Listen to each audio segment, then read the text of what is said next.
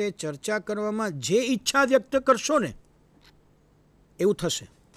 તમને મારી ગેરંટી છે. પ્રયાસ કરી જુઓ.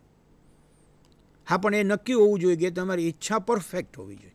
ઈચ્છામાં ડાઉટફુલ નહીં રહેવાનું. ઘણા મિત્રો શું હોય છે, ઈચ્છામાં ડાઉટફુલ હોય. તમે એને પૂછો શું થવું છે, આમ તો એવો વિચાર છે કે ડૉક્ટર થવું છે, પણ પછી જો, તો તમારે સમજવું કે આના ડૉક્ટર થવાના ચાન્સીસ 50% ઓછા. કેમ? કારણ કે એણે પોતે જ દરવાજો ખુલ્લો રાખ્યો છે. નહીં થવાય તો કંઈક જોઉં, બીજું થશું. એમ કંઈ પણ તમે વાત કરો, કંઈ પણ તમે વ્યક્ત કરો, ત્યારે તમારી જે ઈચ્છા છે એ 100% પરફેક્ટ હોવી જોઈએ.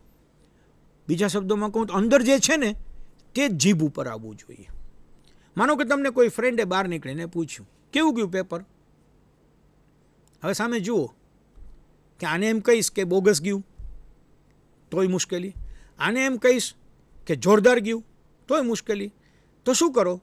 ચર્ચા જ નહીં કરો. અરે દોસ્ત, એવરીથિંગ ફાઇન, ઓકે, ચાલો મળીએ કાલે. ત્યાંથી નીકળી જાઓ. કેમ નીકળી જાઓ? જે થઈ ગયું છે, જે પેપર દેવાઈ ગયું છે, એની ચર્ચા હવે કરવાનો વિષય નથી. આવતીકાલે જે પેપર છે એની અત્યારના ચર્ચા, ચિંતા, ચિંતન અત્યારે કરવાની જરૂર છે. હવે પેલો વિદ્યાર્થી તમને એવું કે આ જવાબ આવો નહોતો ને તે તો આવો લખ્યો.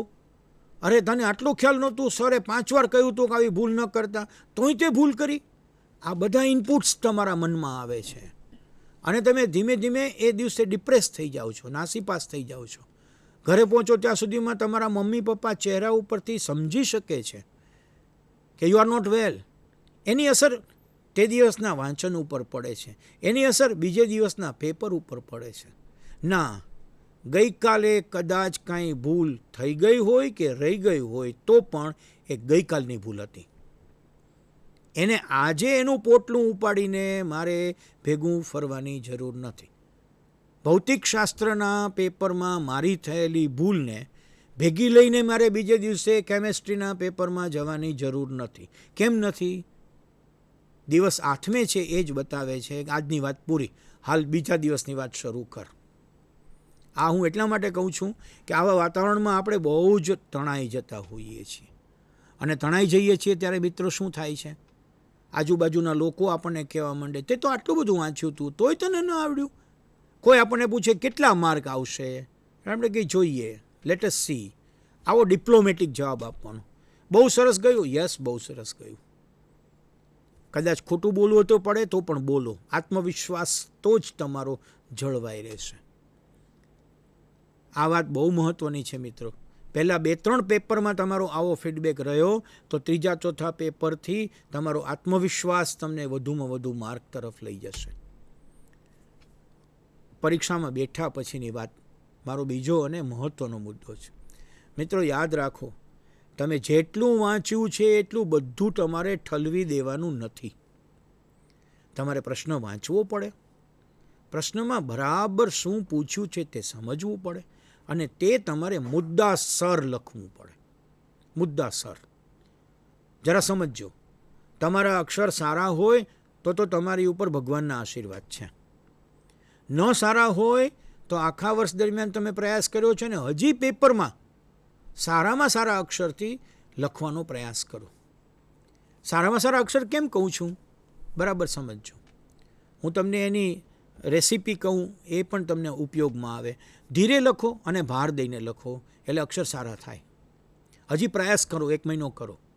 જે લખો છો તે બુલેટમાં, મુદ્દામાં, જ્યાં જરૂર છે ત્યાં જ વિસ્તૃત કરો.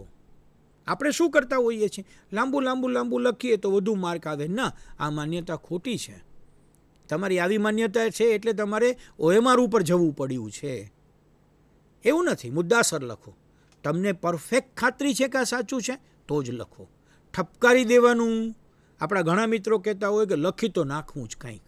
ના, એ યોગ્ય નથી. એનાથી 2 વસ્તુ છે. એક, તમને માર્ક મળતા નથી અને બીજું, તમને પોતાને ખબર છે કે આ ખોટું છે ને તમે નાખે જાઓ છો એટલે તમારો આત્મવિશ્વાસ ઘટતો જાય છે.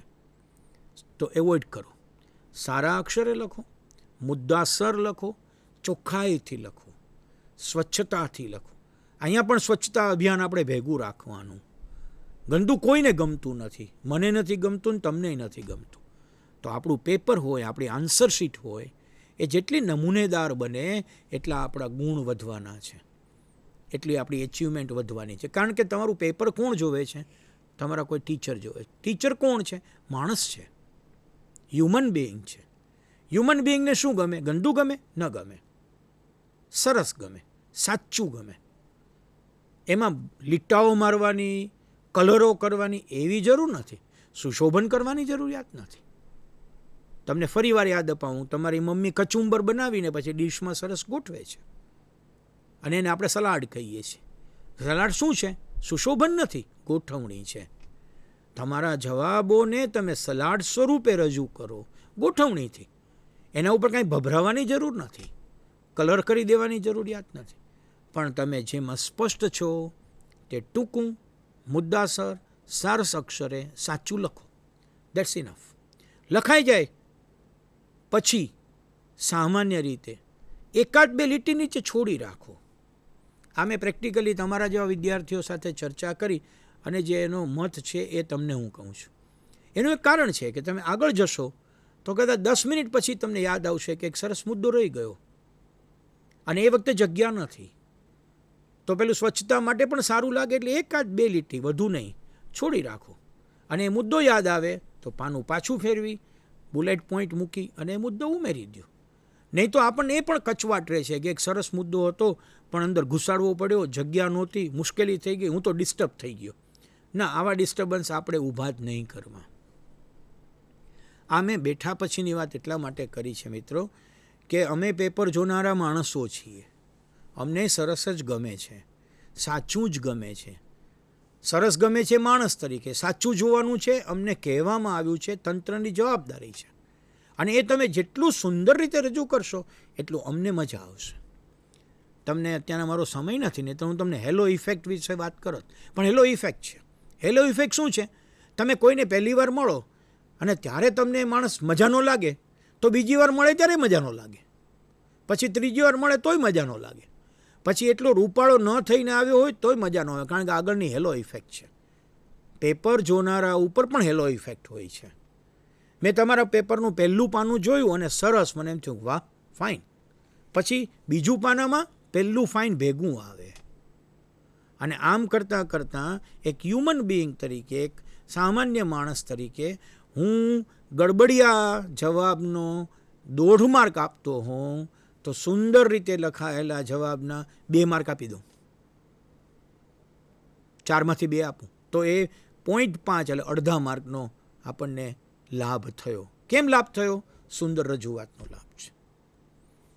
આ વાત મિત્રો એટલા માટે ઘડ પાડીને કરી રહ્યો છું કે બહુ જરૂરી બને છે. દોડીને લખી નાખો, જલ્દી લખી નાખો, પૂરું કરી નાખો, છૂટી જશે તો શું કરશું, રહી જશે તો શું કરશું. ડોન્ટ વરી ફોર ધેટ, એની ચિંતા નહીં કરશો.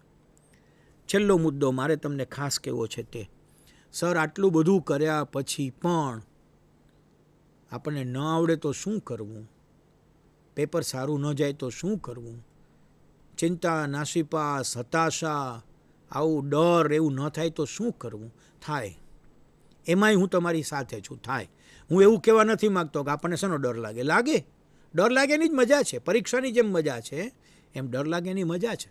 મહાત્મા ગાંધી જો એમ કહેતા હોય કે મને અંધારામાં એકલા જતાં ડર લાગતો હતો, જે મહાત્મા ગાંધીથી આખી અંગ્રેજ સલ્તનત ડરતી હતી, એ મોહનદાસ પણ નાના હોય તો ડરતા હોય, તો આપણને ડરવાનો અધિકાર છે. એમાં ચિંતા નહીં કરવી. હું તમને એવું નહીં કહું નહીં ડર કેમ લાગે, ભલે લાગે, પણ ડરને તમે સમજો. મને શેનો ડર લાગે છે? મહાત્મા ગાંધીને ખબર હતી કે મને અંધકારનો ડર લાગે, એટલે શું કરું? તો એને એક બહેને સમજાવ્યું હતું રામ રામ બોલવું. કેમ? તો કે તું બોલીશ એટલે અંધકારનો ડર વયો જશે. કેમ વયો જશે? તો કે અંધકારનું સ્થાન તારો રામનો ઉદ્ગાર લઈ લેશે.